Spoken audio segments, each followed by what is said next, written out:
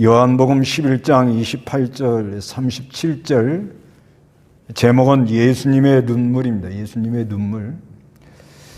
예수님께서 공생애를 이렇게 사시는 동안에 예수님이 눈물을 3번 이렇게 흘리셨습니다. 여기 나사로가 죽은 그 무덤, 나사로가 죽었다 그래서 사람들이 와가지고 부활이고 생명이신 예수님이 와 있는 것을 모르고 무는 걸 보고 예수님이 너무 안타까워서 이렇게 우시고, 그 다음에 한 번은 누가복음 19장 41절에 보면 예루살렘 멸망, 예루살렘이 앞으로 멸망할 것을 이렇게 내다보고 이렇게 눈물을 흘리시고요. 그 다음에는 겟세마네 동산, 거기서 눈물을 흘리며 이렇게 기도하셨습니다. 그래서 우리가 이 예수님의 눈물을 통하여 우리도 이렇게 이 시대에 어떤 것이 참 우리를 힘들게 하고 안타까운가, 그래서 우리는 어떤 기도를 해야 되겠는가, 이거를 살펴보려고 합니다. 첫째는 예수님이 나사로 무덤에 가서 눈물을 흘립니다. 여기 보면 11장 34절에 예수께서 말씀하시기를 그를 어디에 두었느냐 하시니 그들이 대답하기를 주님 와서 보소서 하였다. 예수님께서 눈물을 흘리시면서 유대인들이 말하기를 보시오, 이분이 나사로를 얼마나 사랑하였는가 하고, 그들 중에 어떤 이들은 말하기를 맹인의 눈을 뜨게 한 이분이 그는 죽지 않게 할 수 없었단 말이냐라고 이렇게 말했다 그랬습니다. 이건 예수님께서 그 마리아하고 마르다, 그 다음에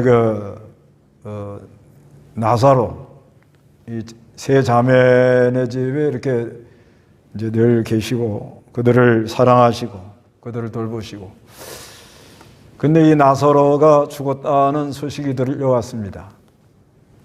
그 나사로가 죽었다는 말씀을 듣고 곧장 이렇게 가지 않고 좀 더 있다가 그들에게 찾아가십니다. 가서 보니까 사람들이 다 울어요. 또 이 마리아가도 이렇게 웁니다. 31절 한번 읽어보세요. 마리아와 함께 집에 있어 그 여자를 위로하던 유대인들은 마리아가 급히 일어나서 나가는 것을 보고 울기 위하여 무덤에 가는 줄로 생각하고 그 여자를 따라갔다. 예, 마리아. 그 다음에 32절. 마리아가 예수께서 계신 곳에 가서 뵙고 그 발 아래 엎드려 말하기를 주님, 주께서 여기 계셨더라면 제 오라버니가 죽지 않았을 것입니다 하니, 예수께서 마리아도 울고 함께 온 유대인들도 우는 것을 보시고 심령이 비통하여 괴로워하시고. 예, 그래서 마리아도 울고 또 그 함께 온 사람들 유대인들도 같이 우는 거예요.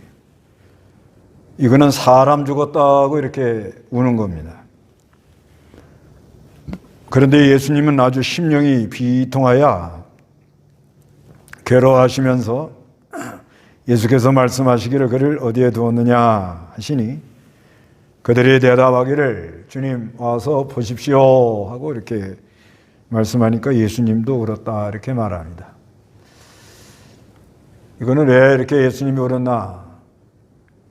이 부활이요 생명, 부활의 주님, 생명의 주님, 나는 부활이요 생명이라 이렇게 말씀을 했는데, 그 부활이고 생명이 되시는 주님이 와 있는데도 그걸 믿지 않고 이렇게 안타까워하는 그들을 볼 때 너무 안타까워서 우신 겁니다.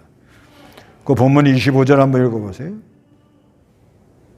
예수께서 말씀하셨다. 내가 곧 부활이고 생명이니 나를 믿는 자는 죽어도 살겠고 살아서 나를 믿는 자는 누구든지 영원히 죽지 않을 것이다. 내가 이것을 믿느냐? 예, 예수께서 대답하기를 내가 곧 부활이고 생명이니 나를 믿는 자는 죽어도 살겠고 살아서 나를 믿는 자는 누구든지 영원히 죽지 않을 것이다.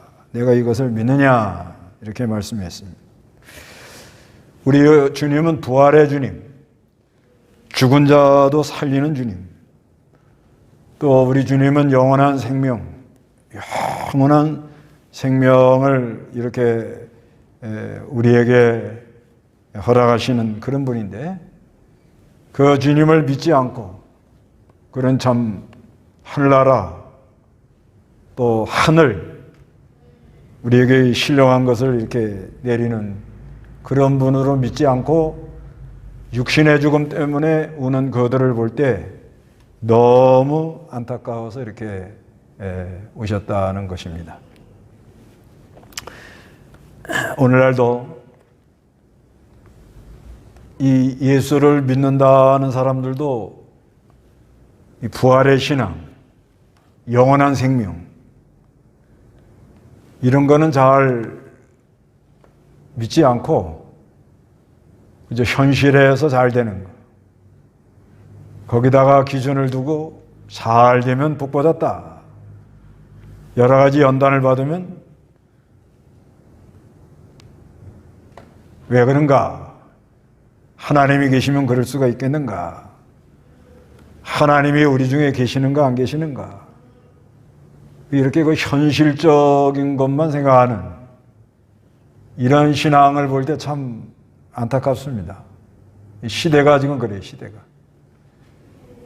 사람들이 이 영적인 건 잘 모르고 특히 그 하늘에 관한 거. 우리 예수님이 이 땅에 오셔가지고 이제 처음 그 갈릴리에서 복음 전하면서 회개하라 하늘나라가 가까이 왔느니라 이렇게 말씀하시면서 제일 먼저 하는 말이 심령이 가난한 자가 복이 있다. 하늘나라가 그들의 것이다. 이렇게 말씀합니다. 심령. 이 사람들의 마음의 그 가난, 마음의 가난, 늘 부족함을 느끼는 거죠. 가난하다는 거. 그리고 내놓을 게 없다 이거죠. 그래서 그 마음 상태가 과연 뭔가, 영적인 것이 과연 뭔가, 그 심령 상태가 과연 어떤 상태인가, 이런 데다 관심 안 두고, 또 우리가 여러 가지 연단을 좀 봤습니다. 연단은 좀 봤지만은 어떤 시험이 와도 시험에 들지 않게 해주옵소서. 시험은 많을수록 좋고, 그런데 그 시험을 들지 않게 해달라. 그게 아주 그 주님이 가르쳐준 기도 아니겠습니까? 그런 것보다는 아주 안일하게 아무 시험도 없고 그저 잘 되고 편안하게 이렇게 그 현실주의에 빠진 거, 이게 참 볼 때 참 안타깝다.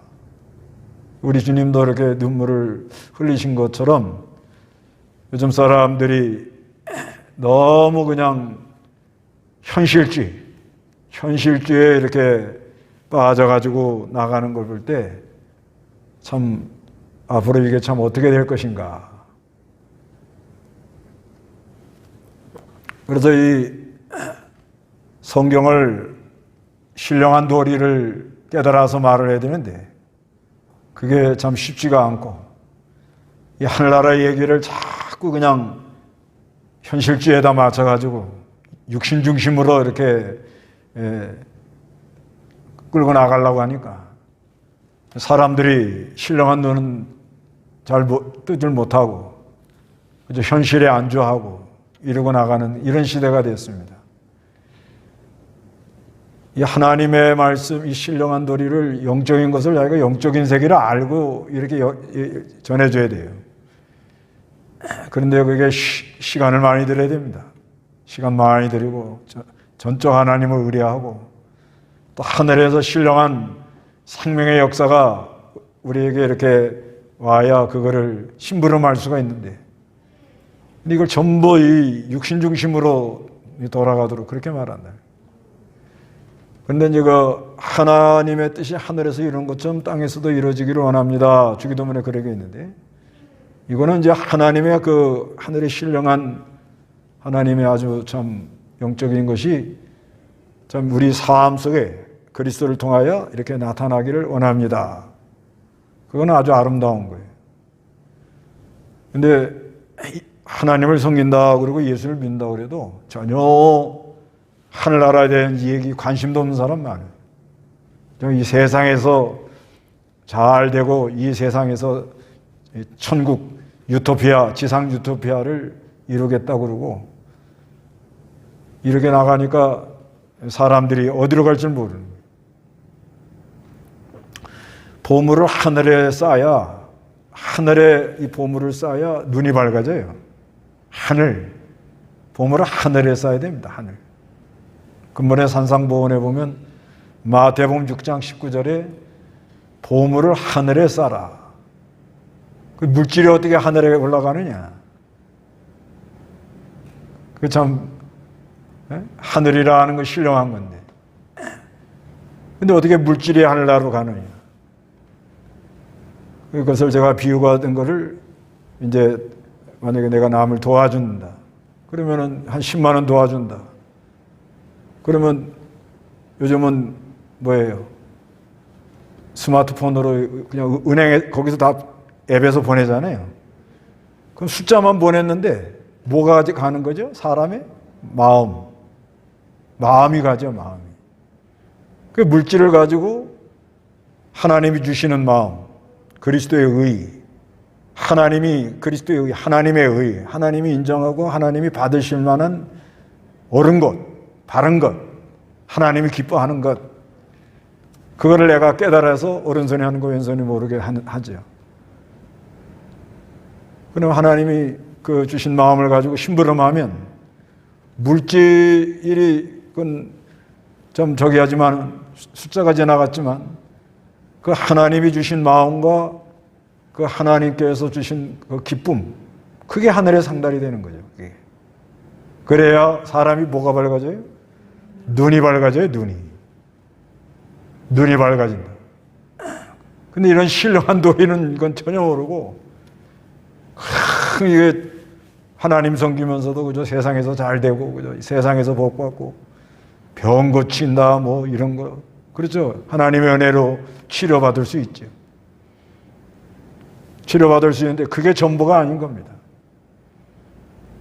그런 건 하나님 내가 살아있다는 걸 보여주느라고 하나님이 한 번씩 이렇게 은혜를 주는 거고, 중요한 거는 하나님의 의, 그리스도의 연합이 돼서 그 안에 성령이 작용할 때 내 안에 참 옳은 마음, 하나님이 받으실 만한 그런 참 삶, 그런 마음, 그런 생각, 옳은 거, 의, 이게 나타나가지고 내일 걱정하고 오늘 한날 괴로움에 족하다 해서 오늘 바로 가는 것.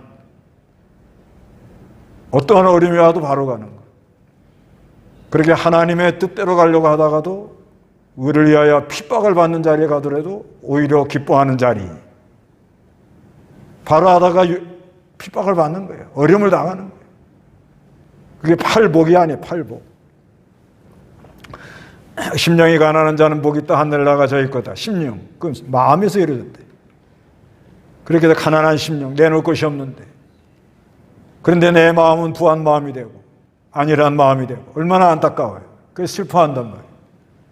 그러니까 하나님의 위로를 받고 그리고 마음이 온유하고 그렇게 애통하는 사람들의 마음은 온유한 부드러운 마음이 되고 그래서 하나님의 의에 줄이고 목말라서 그 심령이 배부르도록 온유한 사람은 하나님이 주신 영향력, 사람의 마음을 얻고 영향력이 점점 커져나가면서 그거는 영적으로 내 안에서 일어나는 일이라고 봐야 돼요.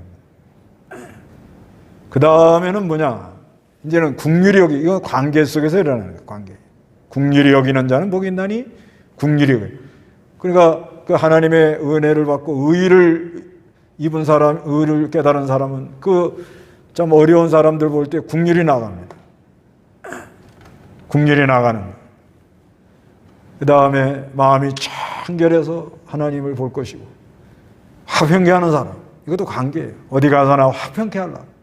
그러면 하나님의 아들이라 일컬음을 받는데 이렇게 하려고 해를 쓰는데 오는 건 핍박이란 말이에요. 이걸 어떻게 설명하냐 이거. 그거를 복이라고 또 말했단 말이에요. 복을 받은 사람이에요.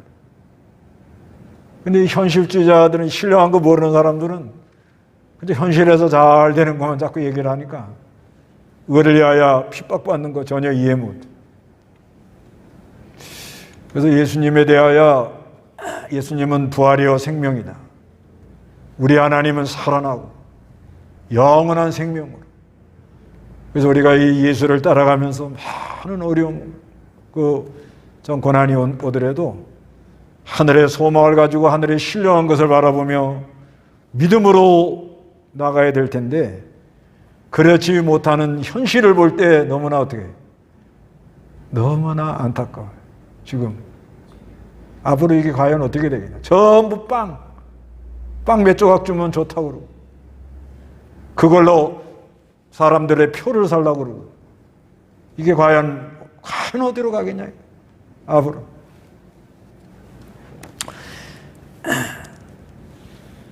그 다음에 두 번째는 이 예루살렘 멸망을 내다보고 눈물을 흘리십니다. 누가복음 19장 누가복음 19장 41절 읽어보세요.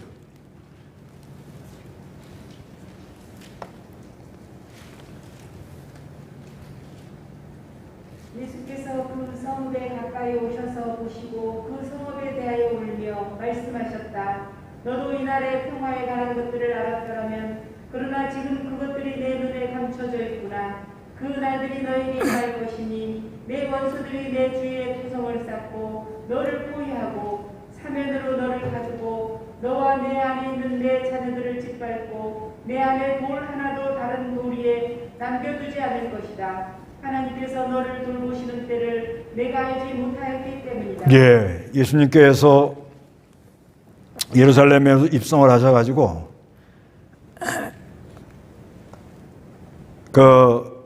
올리브산에 올라가가지고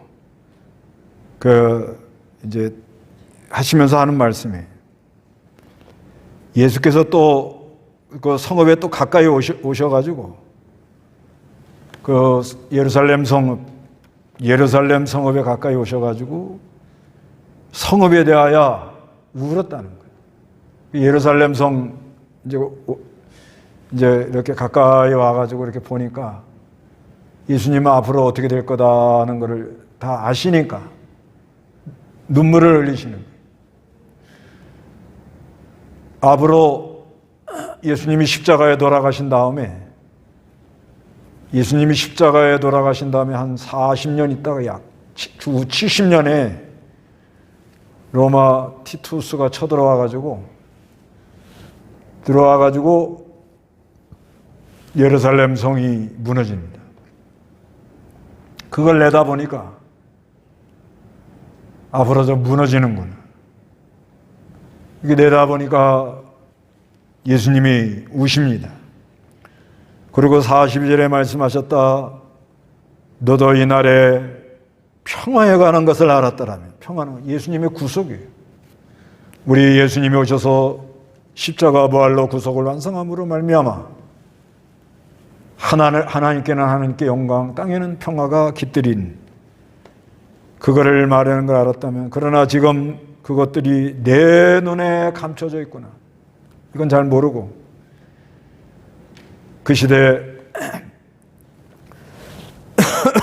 종교가는 타락하고 사람들이 죄악은 관영하고 정치하는 사람들은 권모술수가 능하고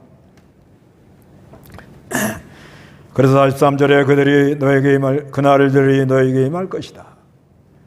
내 원수들이 내 주에 토성을 쌓고 너를 포위하고 사면으로 너를 가두고 너와 내 안에 있는 내 자녀들을 짓밟고 내 안에 돌 하나도 다른 돌 위에 남겨두지 않을 것이다. 예루살렘 성이 무너진다는 거예요. 하나님께서 너를 돌보시는 때, 하나님이 공고하는 때, 하나님이 공고할 때 그걸 잘 깨달아가지고 회개하고 바로 서야 되는데 그러지 않았다는 거예요. 그래서 예루살렘 성이 앞으로 무너진다. 이거를 내다보고 우셨다고 이렇게 말씀합니다. 그 예수님은 하나님이기 때문에 앞으로 낼 일을 내다보고 우시는 거예요. 오늘날도 우리 지금 돌아가는 모든 걸 내다보고 이런 안타까운 마음들을 좀 가져야 됩니다. 요번에 그 아프가니스탄 그 함락되는 걸 보면 뭐 이제 우리가 그렇게까지는 뭐 그런 상황은 아니지만 그래도 한번 생각은 해봐야 돼요. 잘 버티다가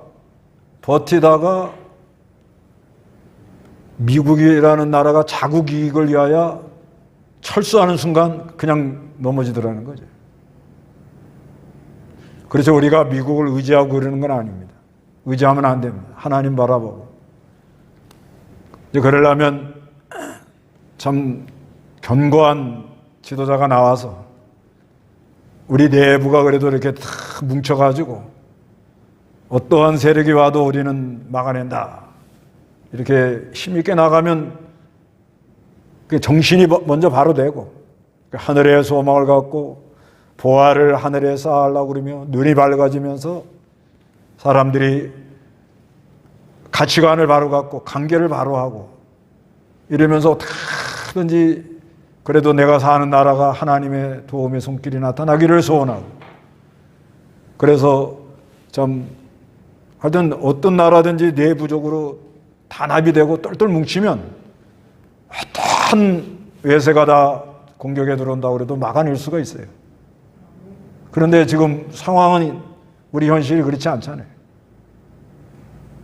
우리도 뭐 지금 뭐 베트남처럼 아프가니스탄처럼 될 것 같다. 이제 그러지만 그건 너무 비약적으로 얘기할 건 아니고 그렇지만 알 수는 없다.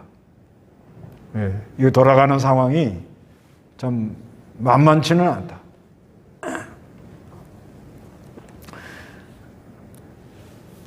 우리나라 앞으로 이게 비전에 대해서 쭉 말하는데 아주 뭐 장밋빛 멋있는 얘기를 하죠.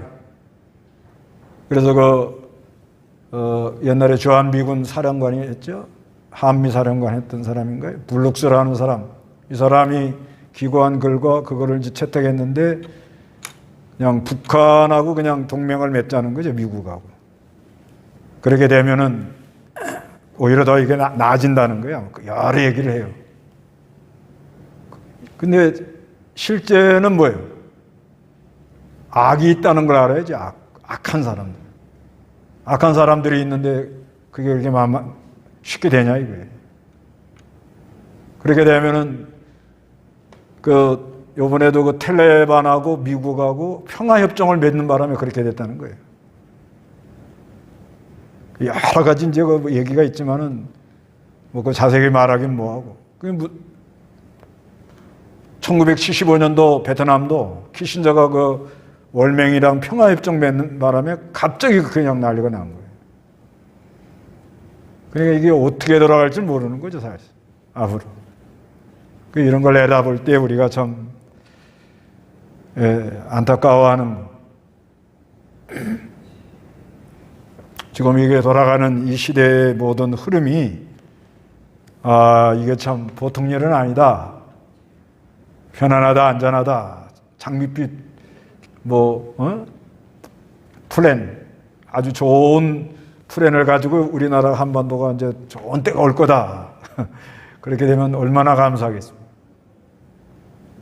그런데 사람들이 정신이 병들고 하늘나라에 소망을 두기보다는 자꾸 세상적으로 물질적에만 관심이 있고 그 다음에 나라를 생각하는 것보다는 서로 당리당략에 빠져가지고 아무것도 아닌 거 가지고 서로 이렇게 복잡하게 돌아가고, 이런 걸 볼 때 이게 참 쉬운 일이 아니겠구나. 그래서 참 안타까운 그런 마음이 많이 듭니다. 그 다음에 세 번째로는 겟세마네 동산에서 눈물을 흘리면서 기도하는데, 히브리 5장 7절, 히브리 5장 7절. 그분은 육체에 계실 때 자신을 죽음에서 구원하실 수 있는 분께 심한 통곡과 눈물로 기도와 소원을 올리셨고 그 경외하심 때문에 응답을 받으셨다. 그분은 아들이시나 고난으로 순종을 배워서 온전하게 되셨고 자신에게 순종하는 모든 이에게 영원한 구원의 근원이 되셨으며, 예, 그분은 예수님이 육체에 계실 때 자신을 죽음에서 구원하실 수 있는 분에게 심한 통곡과 눈물로 기도와 소원을 올리셨다. 우리 예수님 기도할 때 많이 우셨던 것 같아요. 특히 겟세마네 동산에 가서 기도할 때는 땀방울이 핏방울이 될 정도로. 그 실제 의사들이 하는 말이, 너무 하면은 그 땅구멍에서 피가 나온답니다. 네, 사람이 또 너무 애가 탄다는 말 있잖아요. 애가 뭐예요? 창자거든요, 창자. 그래서 너무 힘들면요, 게 안에서 피가 나와요. 사람 속에서. 너무 힘들어가지고 너무너무 막 애 끓는다 그러잖아요. 창자가 끊어질 정도로 힘들다 이 말이에요. 그러면 안에서 이 출혈이 일어난다. 사람이. 그래 땀도 그렇다는. 우리 주님이 그렇게 기도를 했다는. 이거는 하나님의 의를 이뤄드리려고 십자가 부활로 구속을 완성해서 그 사랑하는 백성들을 다 구원하려고 이렇게 하셨다는 거예요. 그래서 그렇게 간절히 기도하고 눈물로 기도 많이 하셨다고 하는 거예요. 그래서 예수님이 누가복음 22장에 보면요, 누가복음 22장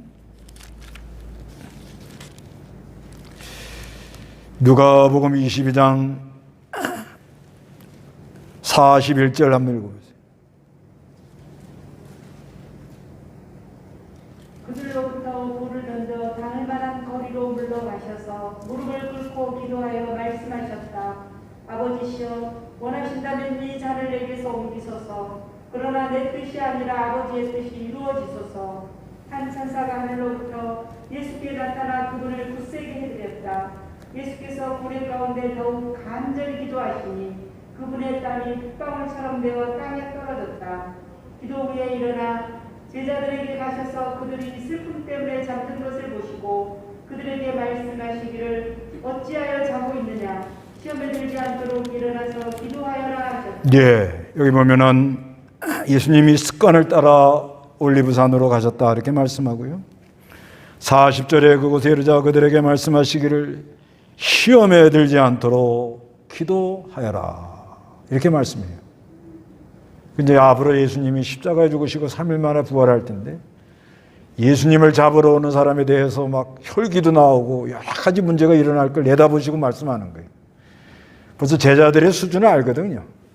예수님 잡으러 올 때 베드로는 뭘 했죠? 칼 빼가지고 말고의 귀를 깎았다니까. 예수님 다 알아요.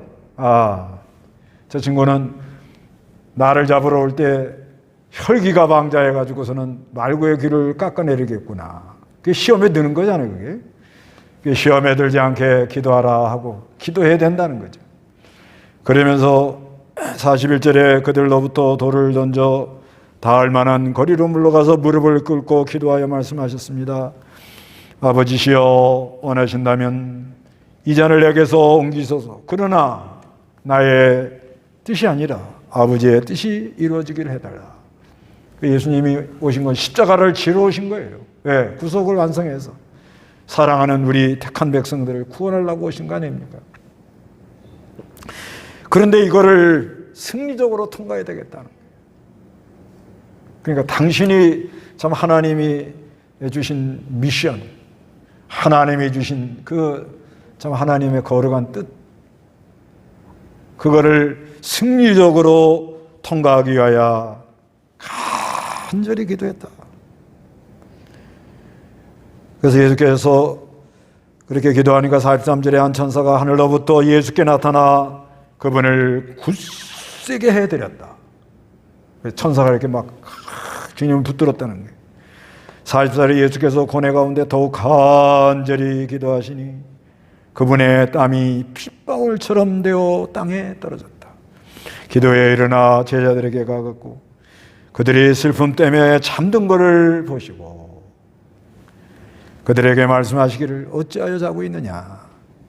시험에 들지 않도록 일어나서 기도하여라. 이렇게 말씀합니다. 오늘날도 이제 앞으로 뭐 이렇게 안 되면 너무 좋은데요. 이렇게 안 되면 너무 좋은데 가면 갈수록 보세요. 자연은 자꾸 오염되지요. 거기에 대하여 또 여러 가지 지금 질병, 바이러스 이런 거 들어오죠. 앞으로 또 뭐가 올지 모른단 말이에요. 그러면서 사람들의 이 정신들이 하늘을 잘 몰라요. 하늘. 이번에 산상보원에서 참 내가 은혜 받은 게 하늘이 하늘. 우라노스. 바실레이아는 건 하나님의 나라. 그 하나님의 나라에서 하나님의 백성답게 너희는 세상의 소금과 빛이다. 너희는 세상에서 할 일이 있다. 사명감을 가져라. 그런 말씀이거든요. 그래서 세상에 이 썩어져 나가는 것을 방부제 역할을 하고 소금으로 맛을 내서 언약, 이 소금 언약이라고 그러거든요. 언약의 그 근거에서 화목해라. 마가복음 9장 50절에 그러죠. 화목해라. 그리고 넌 세상의 빛이다. 이 어두운 세상의 빛을 비춰서 흑암 속으로 빠져나가는 그들을 빛 가운데로 끌어내라. 그렇게 하나님이 우리에게 오셔가지고 이렇게 하늘을 얘기해주고 계시는데 우리는 하늘에 신령한 것보다는 소망을 하늘에 두고 사는 사람이 얼마나 있겠는가. 보물을 하늘에 쌓는 사람들이 얼마나 있겠는가. 그러니까 전부 다 눈이 어두워지는 거예요.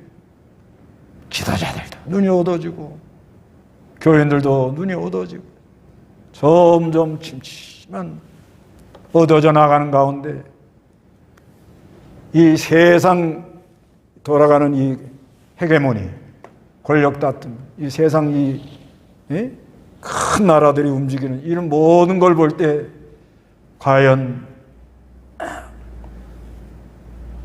우리나라가 우리 힘으로 잘 막아낼 수가 있겠나. 그렇게 하면 참 좋죠. 그렇게 되기를 기도해야 되겠죠. 그러나 돌아가는 조짐을 봐서는 참 쉽지가 않겠다 이런 생각도 많이 들어요. 그렇지만 앞으로 어떤 바람이 불고 어떠한 일이 와도 우리 주님이 십자가를 앞에 놔도 십자가를 승리적으로 통과하기 위하여 기도한 것처럼 너희도 시험에 들지 않도록 기도하라. 이렇게 말씀합니다. 여러분도 시험에 들지 않도록 기도하시기 바랍니다.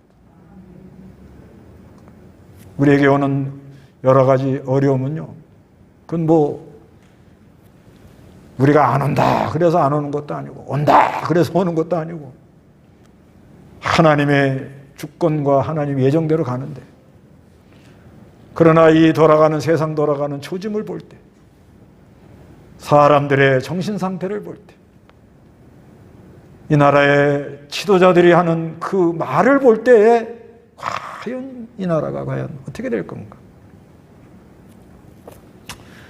그래서 어떠한 바람이 불어도 우리는 기도의 자리에서 모든 걸 이겨낼 수 있는 기도, 얼마나 간절히 기도하면 천사가 와서 그걸 예수님을 굳세게 했다고 그러잖아요. 굳세게. 그래서 시험에 들지 않게 하여 기도하는 여러분 되시기를 바랍니다. 다 같이 기도하겠습니다.